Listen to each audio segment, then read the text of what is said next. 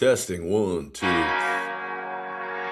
3, 4, 5, 6, 7, 8. I don't know what the hell. What is going on? All right, everybody. Welcome back to Over 55 WTF Now, the podcast where we try to figure out how the world changed when we weren't paying attention. Every now and then it happens. We don't admit it, but it happens. Today, I've got a music mystery. And if you grew up in the 80s, you probably thought about this before. How does Rick Springfield still have a touring career? Well, in his 70s. But Billy Squier basically disappeared.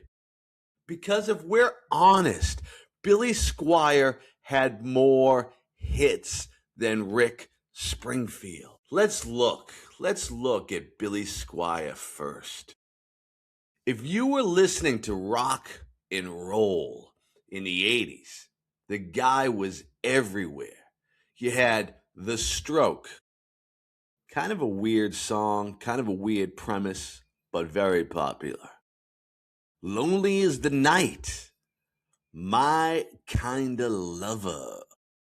And of course, In the Dark, Everybody Wants You. And the album Don't Say No, the album was a monster. That was one of the albums where every song was good. We didn't get many of those in the day, but there were a few, and we loved every one of them. You could put the cassette in the car, and you could listen to the whole thing. You might not know where you were going, but you finished that album, and you felt good about wherever you were. Billy Squier had a real rock catalog. Got a little coffee. This smells good. Feels good. Make me want to listen to a little Billy Squier. Now let's look at Rick Springfield and listen. I like Rick Springfield. I've seen Rick Springfield in concert twice. He's got one of the greatest pop songs ever written, Jessie's Girl. But let's be honest, that one song is doing a lot of heavy lifting. Sure, there's a couple other songs Rick Springfield has people like. But when you buy a ticket to see Rick Springfield, you're coming for one song. And now that song has been paying all the bills for Rick Springfield for over 40 years. So here's the weird part. Billy Squier had more rock hits. Rick Springfield had one giant hit. Yet Rick Springfield is still out there touring casinos, state fairs, cruise ships. He might be playing within 40 miles of you this summer. Check it out. Jessie's Girl. Can't be a bad night when Jessie's Girl is involved. Meanwhile, Billy Squier basically vanished.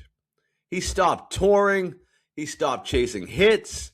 You almost never hear about him. If he wasn't on Tony's Over 55 WTF Now, would Billy Squier been in your world today? So how did this happen? How does the guy with the most hits disappear while the guy with one mega hit keeps working forever? Rick Springfield had a secret. Rick Springfield figured out the greatest retirement plan in music history. You get one giant hit. You never fight it. You don't get artistic. You don't try to evolve.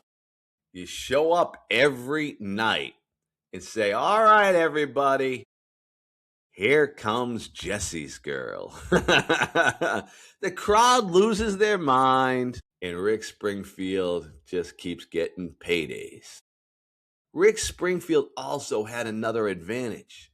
Before the music career took off, he was already on General Hospital. So the guy already knew how to stay in the public eye. He understood entertainment. He understood fans. He understood nostalgia. Rick Springfield got it all. Now, Billy Squier, he had the momentum. He had hits. But in the MTV era, image suddenly mattered. There were things that went sideways for Billy Squier at this point. In 1984, he released the song Rock Me Tonight. The song was good. Music video, not so good. Man, the video confused rock fans.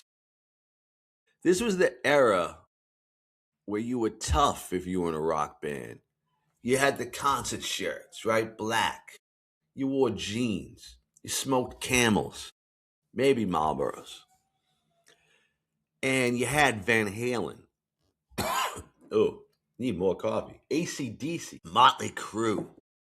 Tough bands. Bands the tough guys liked, and the women liked tough guys. And then Billy Squier puts out a video dancing around in a pastel bedroom, ripping sheets off the bed.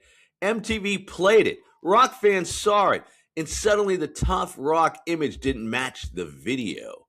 And the momentum disappeared almost overnight. So the lesson from this whole story might actually be simple. If you get one giant hit like Jessie's Girl, you embrace it forever. You play it every night.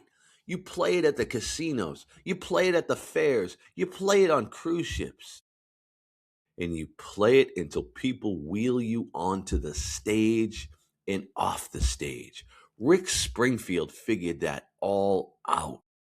Billy Squier tried to evolve, and the audience said, yeah. You know what, Billy? Billy, we want Jessie's Girl. But now I want to hear from you. Who had the better music, Rick Springfield or Billy Squier? And be honest, if Lonely is the Night comes on the radio, you're turning it up to 10. Drop your answer in the comments. You're on Spotify, subscribe. YouTube, please subscribe. Apple Podcasts, please subscribe. Follow me on Facebook, Tony Sincata. We get questions every day about rock music, about life. People chime in. It's a great thing. Follow me wherever you can.